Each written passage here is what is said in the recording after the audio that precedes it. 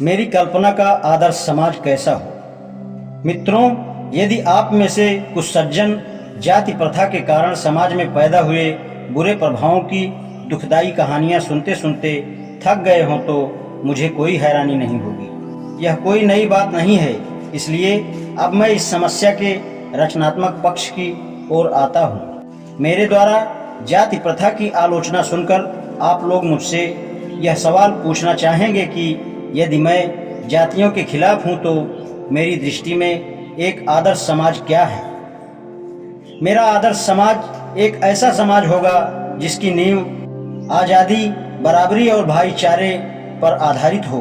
और ऐसा क्यों नहीं हो सकता है? भला भाईचारे के खिलाफ किसी को क्या ऐतराज हो सकता है?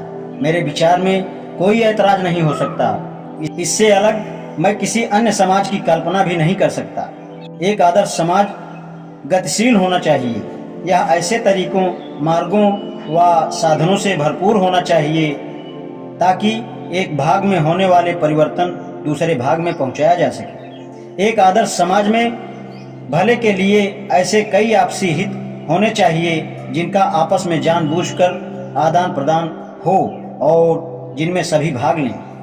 कई तरह की रुचियां होनी चाहिए जो सहर्ष दूसरों तक पहुंचाई जाएं और उनसे विचार विमर्श किया जा सके। समाज में दूसरे संगठनों के रिवाजों, विचारों व व्यक्तियों के साथ निरंतर संपर्क व संवाद बना रहना चाहिए। बेरोक टोक मेल मिलाप होने चाहिए। दूसरे शब्दों में कहें तो वहाँ एक सामाजिक फैलाव होना चाहिए। यह भाईचारा है जो लोकतंत्र का एकमात्र दूसरा नाम हो सकता है। लोकतंत्र केवल सरकार का स्वरूप मात्र नहीं है, यह बुनियादी रूप से संगठित व सामूहिक जीवन जीने तथा संयुक्त रूप से बातचीत के अनुभव प्राप्त करने का एक तरीका भी है। लोकतंत्र का निचोड़ है अपने लोगों के लिए आदर और इज्जत का ढंग। क्या आज़ादी के लिए किसी को ऐतराज हो सकता है? कुछ लोग समाज में स्वतंत्र रूप से आवागमन के अधिकार का विरोध करते हैं, जिसका अर्थ है जीवित रहने व काम करने के अधिकार का विरोध। आज़ादी जिसका अर्थ होता है परिवार के लिए, भरण पोषण के लिए, संपत्ति रखने और शरीर को स्वस्थ रखने के लिए, रोजी कमाने के लिए, जरूरी वस्तुओं को रखने का अधिकार हो। यहाँ आज़ादी का कोई विरोध नहीं है। तो फिर किसी व्यक्ति की क्षमता के प्रभावी और सही ढंग से उपयोग में लाकर लाभ उठाने की आज़ादी क्यों नहीं दी जाए? जात पात का पक्ष लेने वाले जो जीवन, शरीर और संपत्ति के अधिकार को ही आज़ादी मानते हैं, वे आज़ादी के इस स्वरूप को कतई स्वीकार नहीं करेंगे, क्योंकि इससे व्यक्ति को अपनी रोजी रोटी के लिए कोई भी अपनी रुचि का पेशा चुनने की आज़ादी आ जाती है। लेकिन इस प्रकार की आज़ादी पर ऐतराज व विरोध करना गुलामी को हमेशा के लिए कायम रखना है। गुलामी का मतलब यह नहीं है कि किसी को कानूनी रूप से अपने अधीन बना दिया जाए।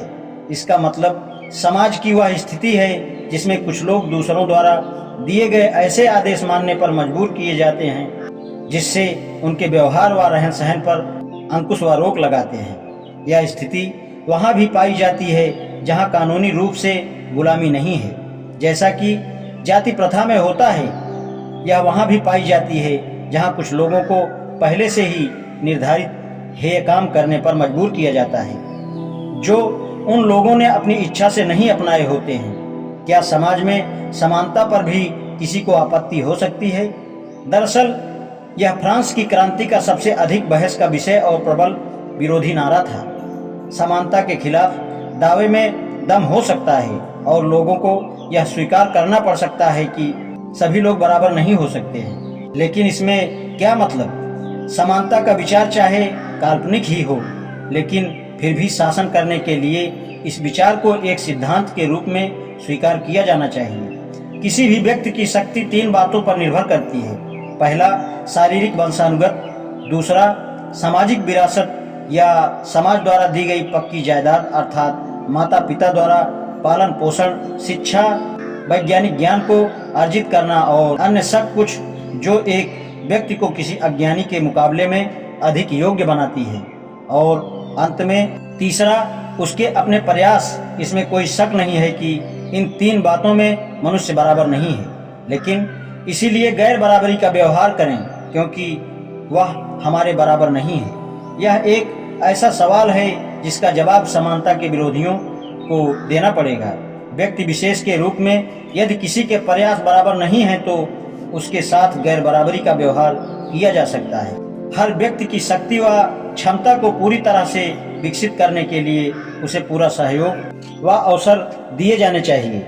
लेकिन यदि पहले दो कारण से किसी व्यक्ति को असमान मानकर उसके साथ असमानता का व्यवहार किया जाए, जैसा कि किया जाता है, तो उसका क्या परिणाम होगा बहुत स्पष्ट है। ऐसी स्थिति में ऐसे व्यक्ति ही आगे बढ़ने की प्रतियोगिता की दौड़ में चुने या जीत जाएंगे, जिनके पक्ष में जन्म, शिक्षा, पारिवारिक प्रतिष्ठा, व्यवसायिक संबंध तथा पुरखों से विरासत में मिली संपत्ति होगी। लेकिन ऐसी स्थिति में योग्य व्यक्ति का चुनाव नहीं होगा, बल्कि विशेष अधिकार प्राप्त व्यक्ति का ही सिलेक्शन होगा।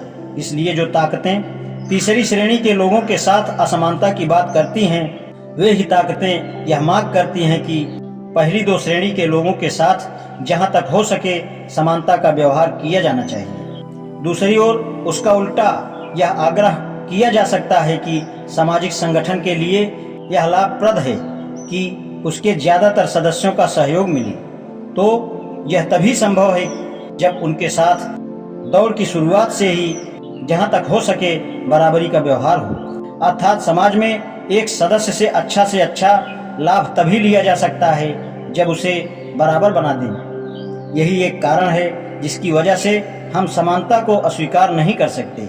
लेकिन दूसरा कारण यह भी है कि क्यों हमें समानता को स्वीकार करना चाहिए। एक सत्ताधारी व्यक्ति या राजनीतिज्ञ को आए दिन कई लोगों से मिलना पड़ता है।